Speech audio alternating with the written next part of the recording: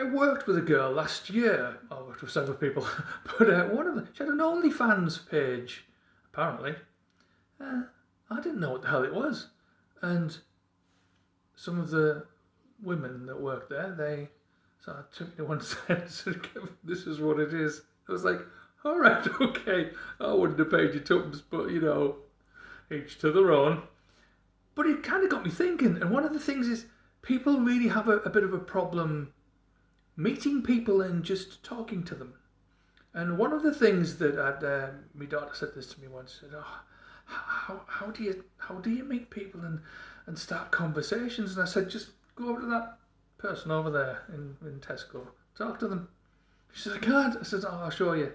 And I went over and it was a guy at the biscuit aisle, and I said, "I don't know about you, but if I don't take those dark chocolate ones home, my life won't be worth living." And he said, "Oh, well, I'm more of it." And then he started telling me what he liked. And that's how you start a conversation. And, I said, "Oh, see you, mate."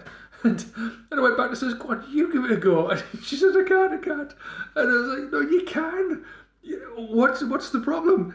People love talking to other people. Talk to someone at the tills. I go on the ones with the ladies on them or the guys on them because I want to talk to them. Apart from that, I like to see what other people have in their shopping. But you can talk to them as well. Just, talk about the stuff they've bought. "Oh, I've never tried them," or what they like.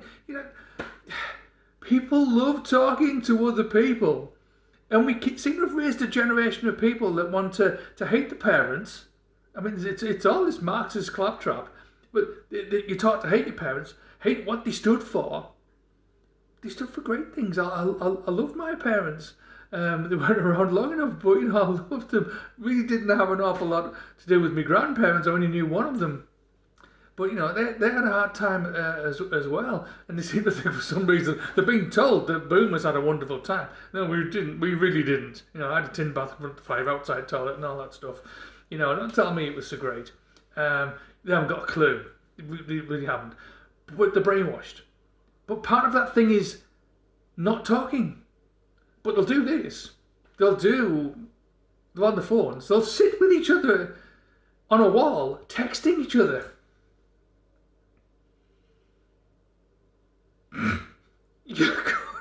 You could open your gob and talk to them.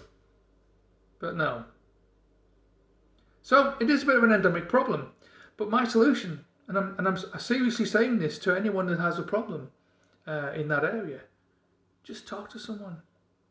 How do you start? Anything. Literally anything.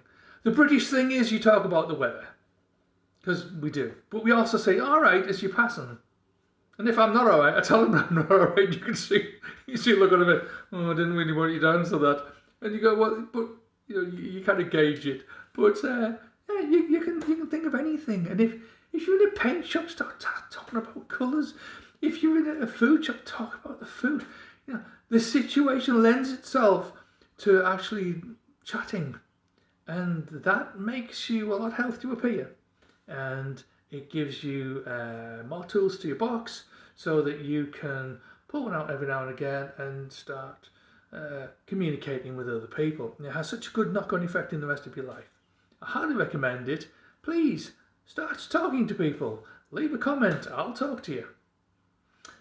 Take care.